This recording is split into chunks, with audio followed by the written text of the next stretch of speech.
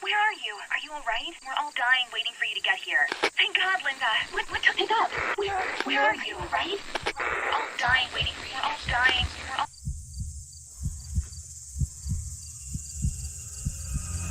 Det här i väntan och spelar lite Dota och pushar på och smeker med motståndet vi leker. Vi sitter här i väntan och spelar lite Dota och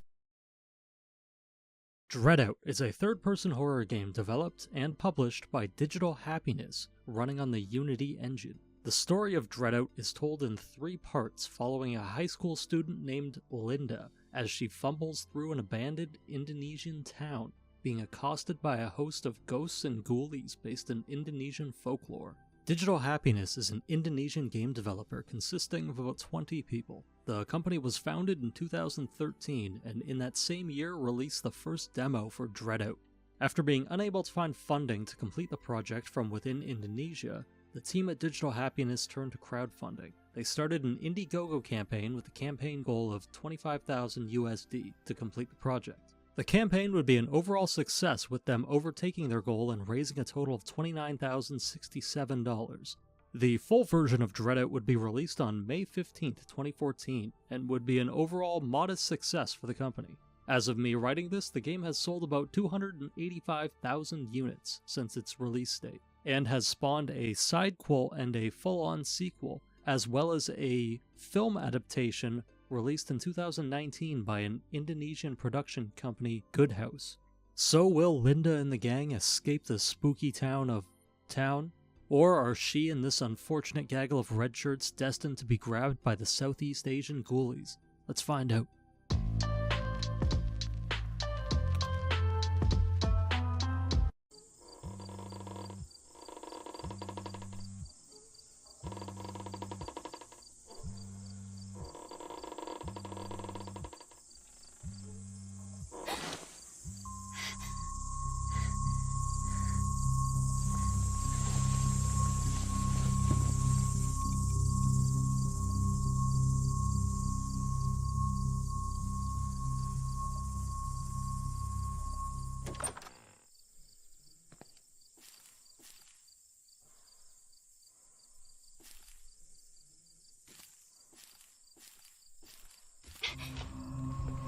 Ooh, that is an unfortunate walk cycle. Alright, always follow the spooky lady. There are 2 things you're going to want to know right off the bat. First, you're going to want to crank that brightness up all the way. What you're seeing right now is maximum brightness. So, unless you want the true-to-life, stumbling around in the dark experience, crank it up. The second is that aside from loading screen tips and a how-to-play tab in the menu, there is no tutorial. So you're probably not going to know that your camera can see through illusions.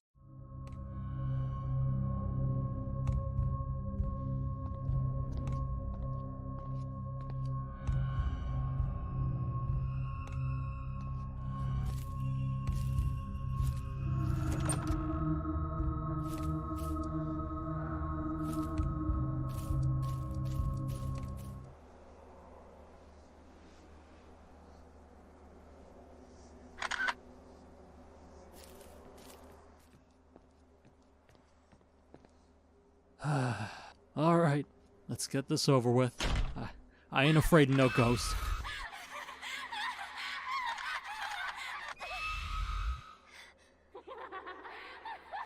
But I am dead. Every time Linda dies, she ends up in limbo, so we just gotta run towards the light. We go downstairs and find Issa. She gives us a key and tells us to escape. But before that, I've got some unfinished business to attend to. Alright, where is she? You! Round 2, you gangly hag.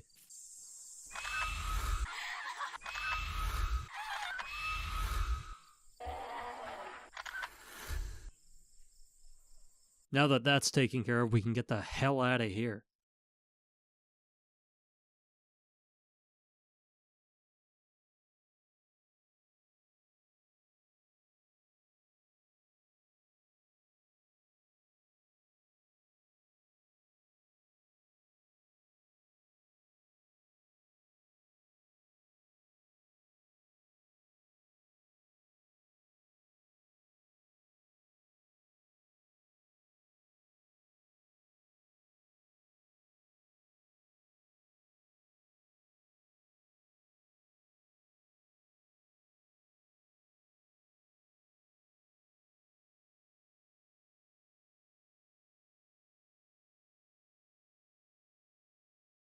We get introduced to our beloved classmates. And listen, I know and understand about as much as you do at this point. Who are these people? Where are we? Why are they not wearing their seatbelts? Will these questions get answered?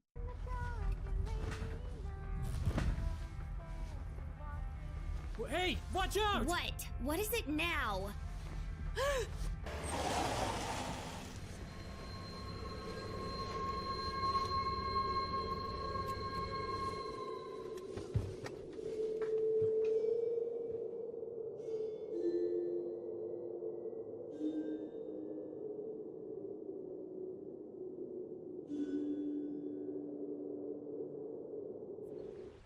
Whoa! This place is so awesome! What is it? I can't see past the draw distance.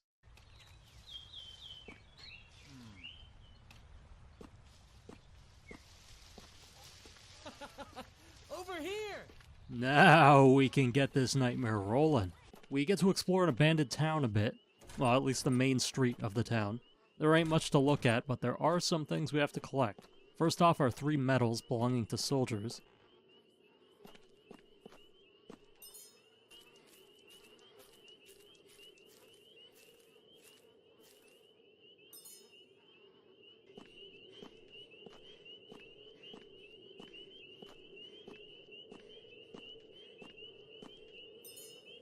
A note from an old journal, and a fancy dagger. And what's an East Asian setting without a high school? So that's where we're going. Most of the red shirts go inside, while Linda and Issa wait outside. Okay, you're lost. Hey, where are you guys running off to? You two, stay here, okay? Where are we going be now? careful. I so need a massage. Night falls, and I know what you want. I know you want to go into that school, but fuck that. I've seen how this movie ends. We're going back to the car.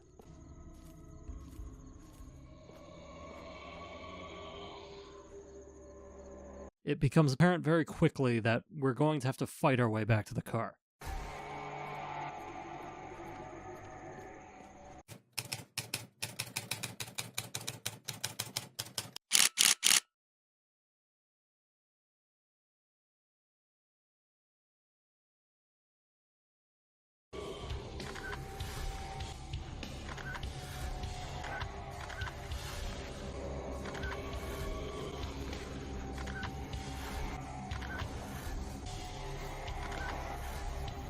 Stay dead this time.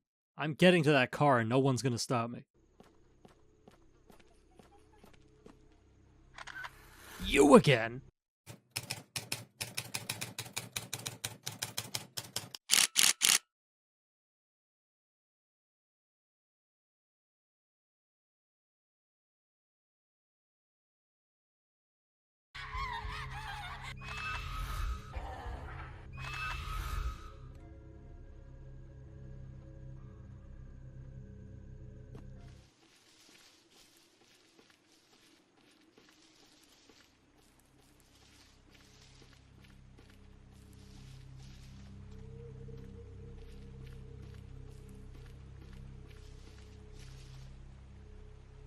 Okay, maybe there is something that can stop me from getting to the car.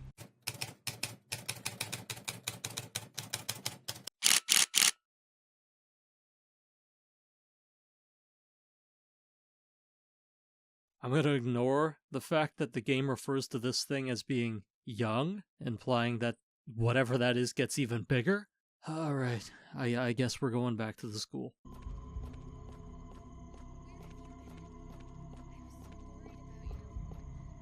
You're better off not knowing. Alright, from here on, there'll be spoilers. Kind of.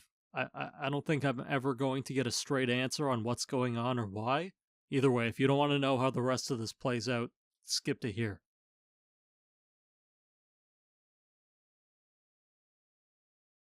So, things go to shit pretty much immediately after entering the school. Everybody's disappeared, and we can't get out the way we came in.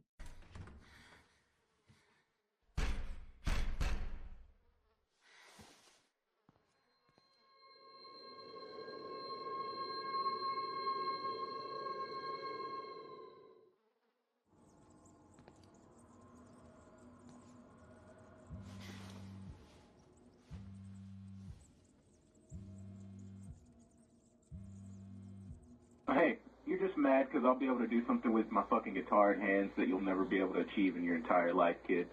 So yeah, you're gay.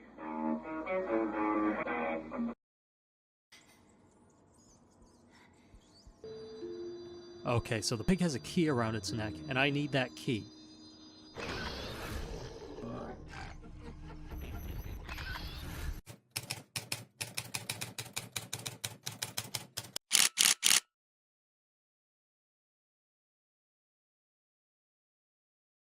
But when I hit it enough with the camera, it just runs away. The coward.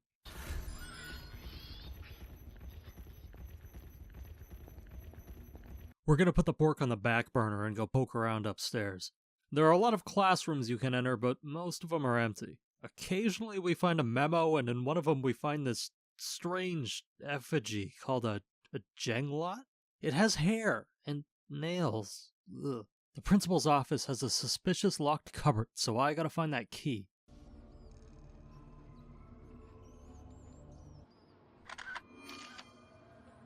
Hey, that resembled an actual puzzle.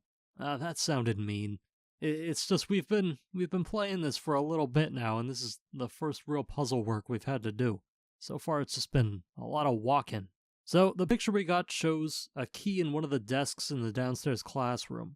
While poking around, we can find the third and final magical artifact. It's a red ring. Supposedly having these items helps? I don't know. They could help, or maybe they could be the equivalent of, properly charging your crystal. Who knows? You can't hear it, but I'm shaking my head.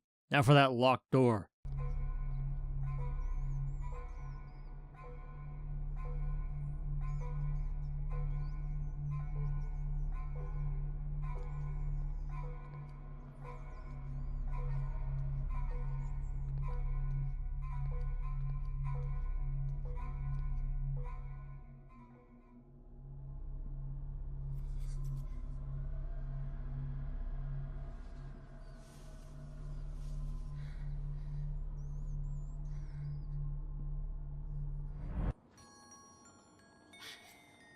Might I ask you what you think you're doing?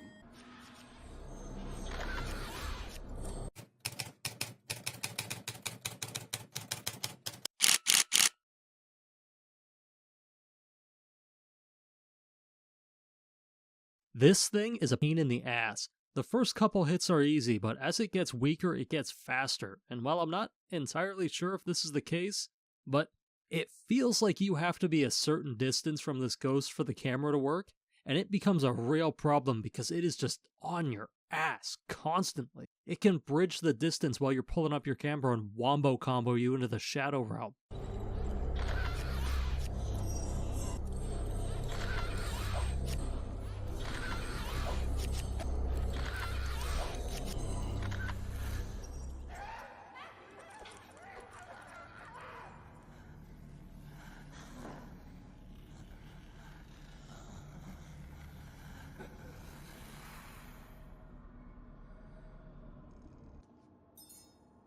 Alright, where that pig at? Alright, let's get the fuck out of here. I feel like I'm forgetting something.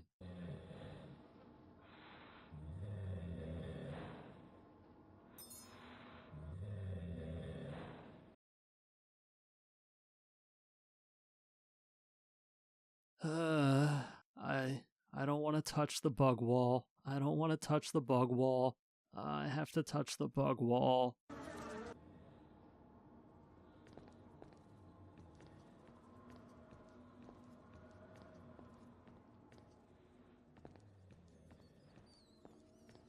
Alright, now I can finally get the fuck out of...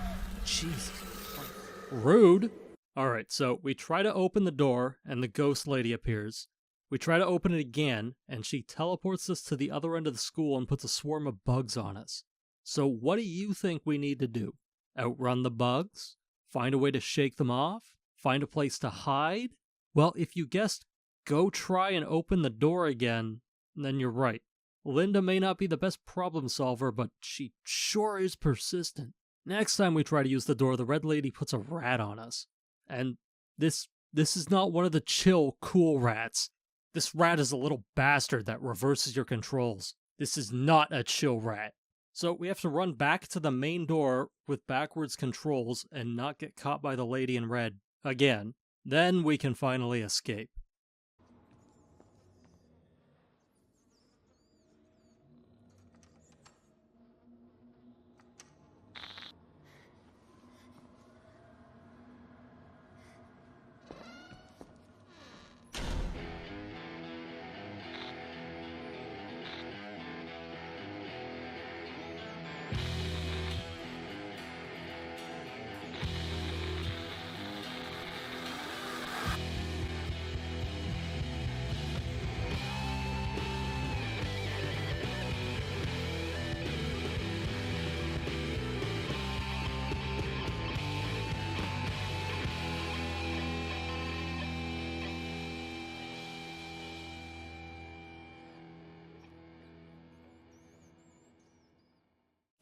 That's what I forgot, my friends. Oh shit.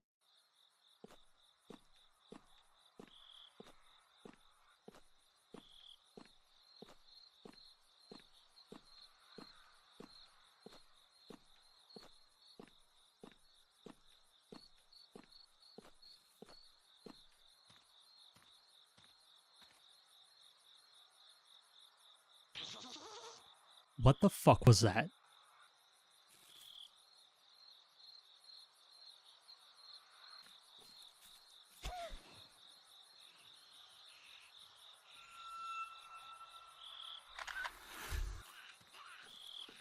What in the Nurgling? Oh, they're everywhere.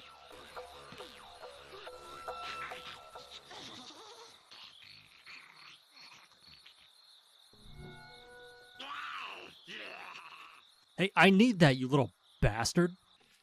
Fuckers jacked my... Maybe he's fine. You know what? I'm just gonna mosey right on out and leave me alone.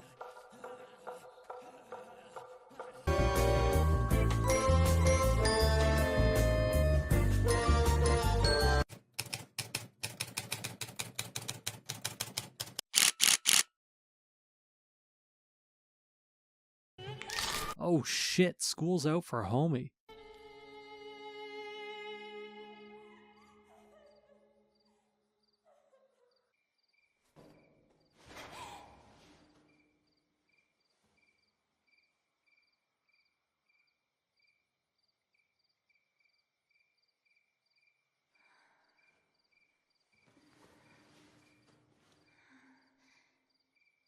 Now we're cooking with gas. Steal my stuff, will ya? Oh damn, a big little homie.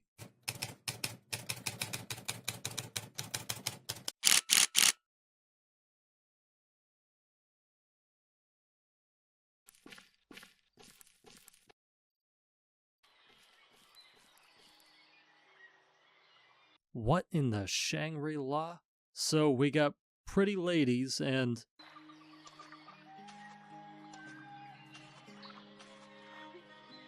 the big pretty lady. Okay, weird fetishes aside, there are candles here and we have to figure out how to light them. The first one is easy. Just find the candle and snap the picture. The second one is a little more tricky. We have to line up the wings and the snake on this statue, and then take a picture. Third one is a little spicy though. Yeah, well, you have to hit this bush with the flash to make it disappear. Why the bush? I don't know. I don't ask questions. And, like any photographer worth their salt, I take an undisclosed number of pictures of the cat.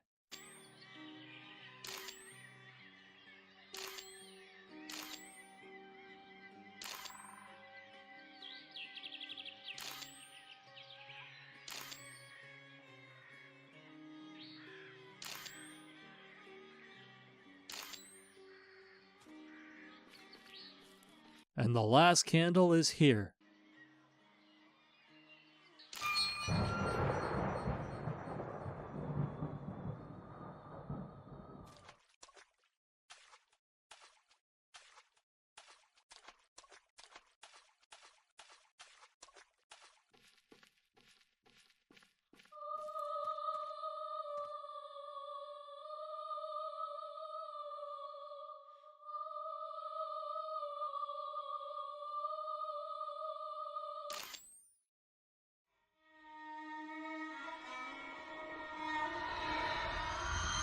Gamers catfished again! God damn it!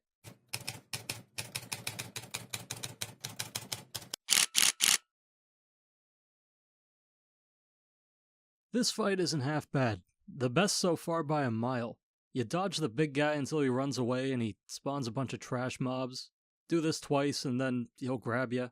I'm not quite sure what you're supposed to do during this part. You can't use the camera and he just kills you after a moment. I just ended up taking my hands off the keyboard and it eventually didn't kill me. After this we get accosted by the lady in red again. There's no way out of this. Let the pretty lady send you to Valhalla.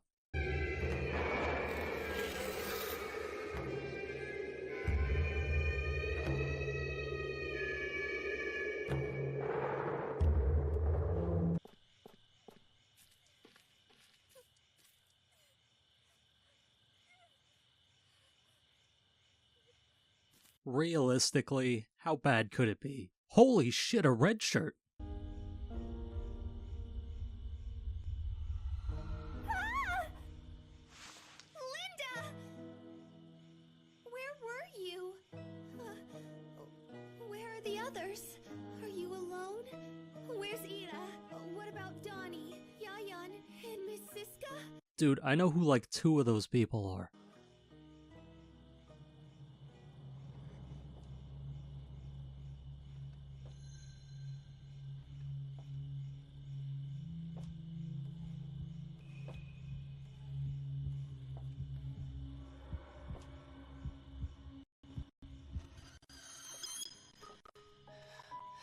Holy shit, another one! Ellie.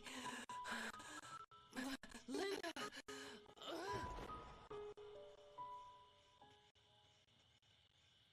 Sal. It's not deep. I'm fine. Thank God. But Ida, I don't know. I don't know what came over her. Did she bite you? Lynn, Ira, your friend, you have to save her. I know she'll listen to you. I tried to hold her down, but she was too strong. We should have turned back at the bridge. This is my fault. Miss Siska, please be alright.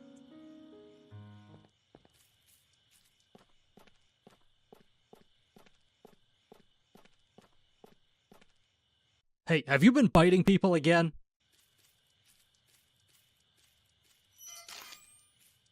Don't you run away from me, bitch.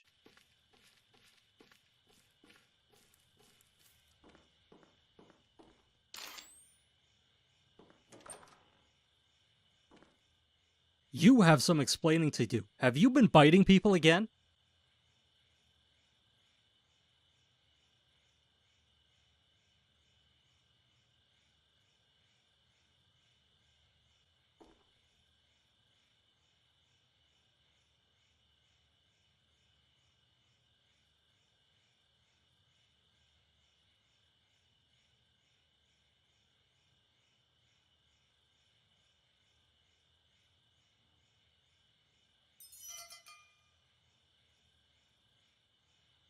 So I've been thinking, is Linda special? Like, how can she do all these things? Can any jackass with a camera banish the ghosts? In Fatal Frame, the girl has a magical camera. Lynn just has a normal cameras. Is Lynn a magical girl? Are all these girls magical girls? Hey, I'm back.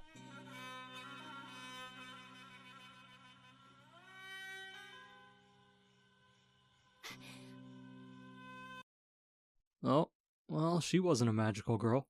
Every time I leave that teacher alone with one of the students, they end up dead or missing.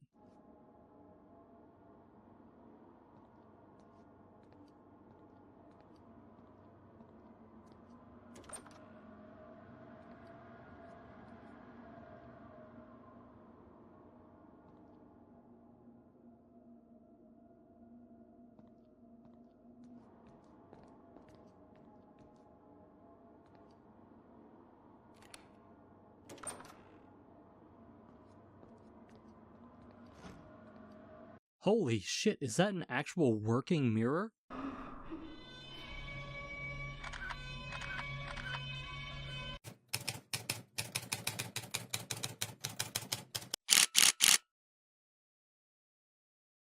So this boss took me a little bit to figure out.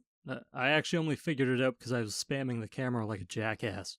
You have to find where the sister is coming through the mirror and then take a picture of her in the actual room. It's kind of janky, but it's a neat idea. I mean, it's definitely been the most interesting fight so far.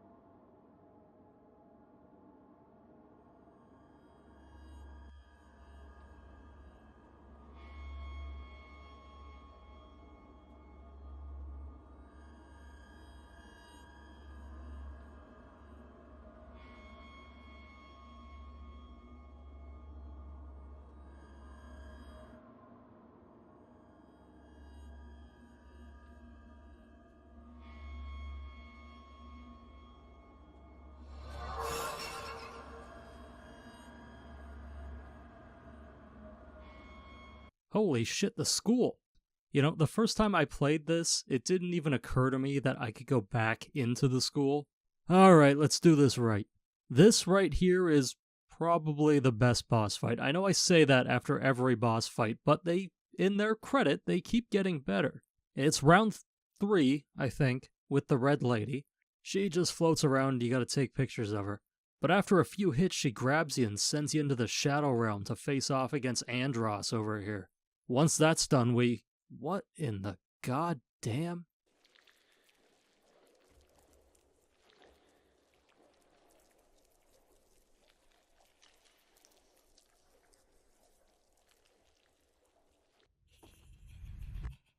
Oh god, we can only use the camera. We get through the maze and hit the snake, and we finish this proper. We get a final cutscene with Linda listening to a voicemail from Issa. I still have no clue who any of these people are or what the fuck is going on, but we get some sequel bait and then a kick to the credits. Now it's our turn.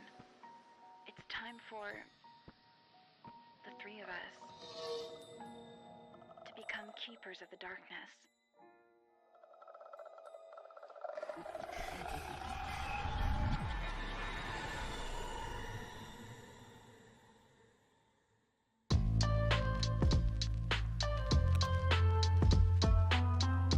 So, right off the bat, I saw that this game was labeled survival horror, and that's definitely not the camp I would put this in. When I think of survival horror, I tend to think of games that lean more on exploration and item management as a rule, and that's not what this is. I would say that this game has more in common with your typical haunted house simulator than traditional survival horror. That's not to say that it's bad. It definitely has more player agency than your standard jump scare simulator, but it has nowhere near the depth of any of the games it seems to be trying to emulate. You won't be hunting for supplies or seeking the sanctuary of a safe room. You're pretty much on rails for the duration of the story. So, how is the story? I mean, you just saw it. It's kind of messy. The game never really tells you who these people are or why they're here or what's happening most of the time. There are some little things you can pick up on, like little character moments. You learn a little bit about the town, but that's really it. Nothing is ever really elaborated on, so for most of the game, a lot of the time it feels more akin to just walking through a haunted house than experiencing a coherent story. The who, the where, and the why don't matter. Just get spooked, idiot. Which, like, I kind of get. You don't need a whole lot of story. Like, I'm not expecting, grade A writing from my horror game, but, like, you kind of need something. Like, I need something to understand why, who these people are to, like, give a shit about them. Or, like, if I don't even have, like, kind of clues to what's happening, everything just kind of seems like horror-themed nonsense. As for the scares themselves, they're a mixed bag at best. I felt like there were times the game had a really good setup and like a good buildup of tension, but they just can't land the scare. The timing and the scripted sequences always felt off. They're always too slow to start or they linger longer than they should. On top of that, this game just loves to show you the scary thing. And personally, I can't stand that. It feels like it deflates the tension, and it often ruins what could be a good moment. In terms of the actual gameplay, there were a couple of things that stood out right away. First is you can't manually save.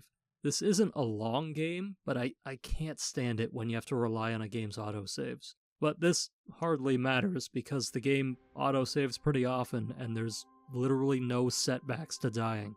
Technically, the time it takes to run into the light in Purgatory is supposed to get longer each death, but there are a few key items you can collect each chapter that negate that. Even if you don't, these are more of a nuisance than an actual setback. The game also doesn't have a visible health bar. The screen gets grayscale the more hits you take, but that's it. It makes it really difficult to tell how you're doing in a fight. While I'm bitching, Linda also runs out of stamina, like, a lot, forcing you to stop and walk every now and then. It's annoying and unnecessary. She doesn't even run that fast when she does. It's more like a jog. Having no saves and death mean nothing really hurts the game in my opinion. It makes the already admittedly dull combat feel monotonous and removes all the tension from any of the encounters. There's no reason to fear any of the enemies because if they get me, I just come back and slap them around a little more. Some of the fights are well done, some of the boss fights in particular, but for the most part it's pretty bland. Functional, but bland. As for a breakdown of the combat, you take a picture of a ghost and try not to get hit. Simple as. Ghosts always take the same amount of hits to banish depending on what kind of ghost they are, which is kind of disappointing. It makes everything feel very samey. So, by default, the game has certain options enabled. There's a blue vignette for when an item or a puzzle is nearby, and a red vignette for when enemies are nearby, and a glitch effect on the camera letting you know when an attack will be effective.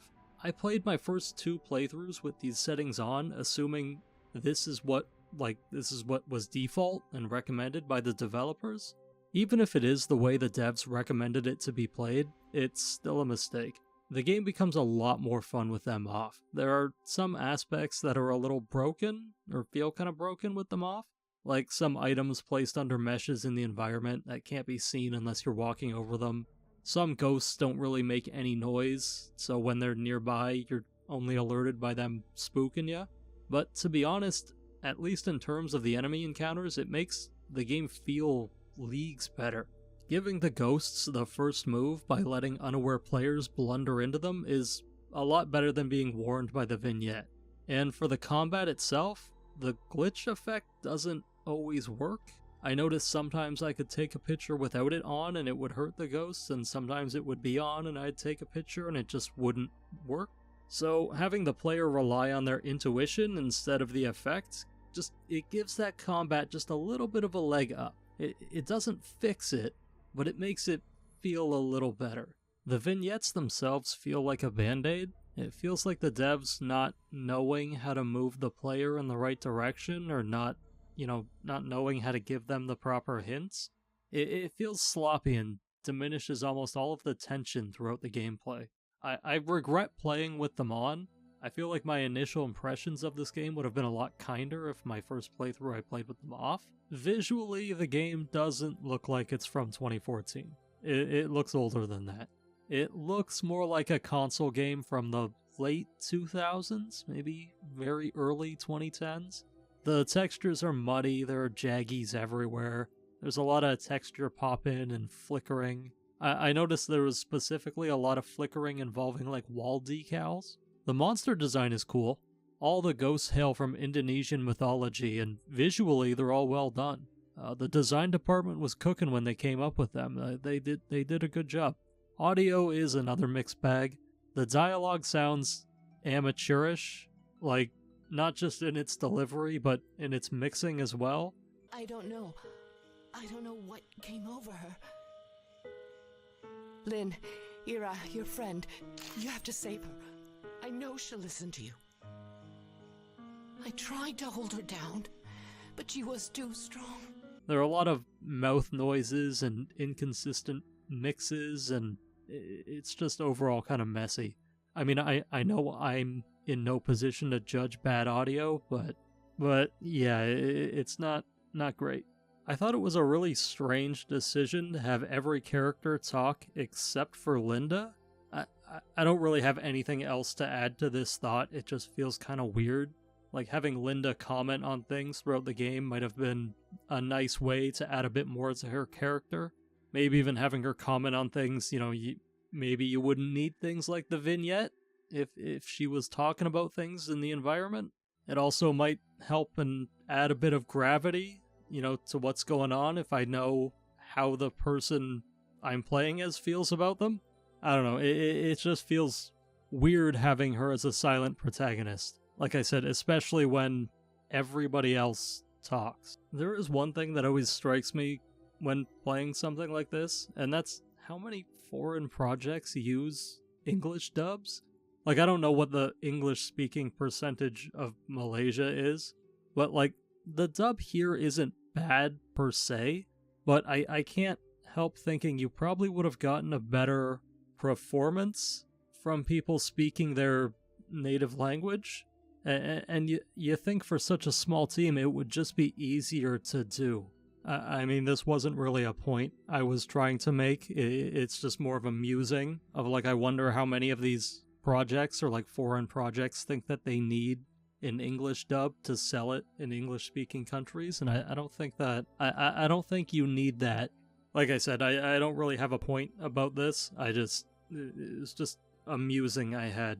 So I don't know, I figured I'd put it here.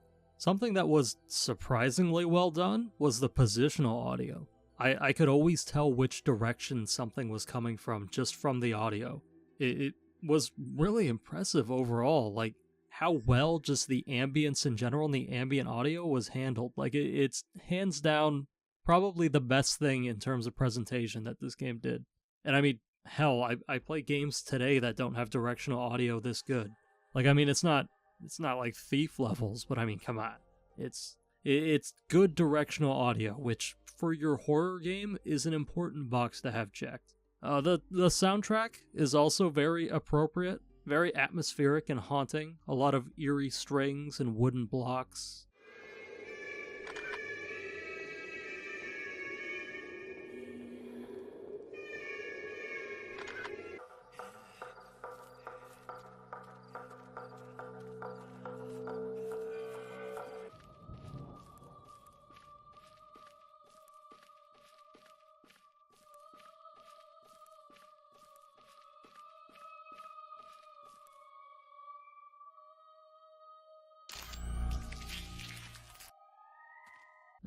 whatever the hell makes this sound.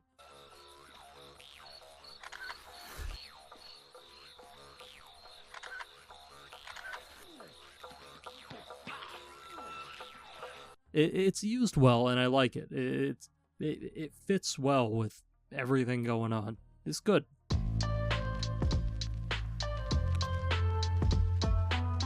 So, in conclusion, DreadOut is a clunky, amateurish attempt at a horror game, but goddamn if it's not a valiant one. When compared to its peers, sure, it's ugly and clunky and lacking depth, but when you consider that it's an amateur developer's first attempt at making a video game, it's pretty dang admirable. They did good with what they had. The studio could have done a lot worse. They were cooking, and it paid off. I'm glad this game was as much of a success as it was, and I'm glad that this team got to continue to make a few more of these. I'm interested to see where they go with it. I want to see how this story pans out. It was kind of clunky. It was really clunky, and I would have preferred it if it took a more traditional survival horror route, considering its gameplay, but overall I had fun. Yeah, so that's it. That's it for today. I tried something a little different with the formatting for this video. I figured I might try and do this every now and then or more when it's advantageous to do so, I guess. Sometimes I just don't have all that much to say about the visuals or the presentation, where it's I can kind of just condense all my thoughts into one chunk. But yeah, so also I gotta stop trying to prophesize which one is coming next, because I always say which one that I think I'm gonna do next, and then I end up doing something completely fucking different, and I'm just gonna stop. So I don't know what's next. I have no clue. There's no hint. I'm sorry. But yeah, that is all for today. So y'all stay safe and take care.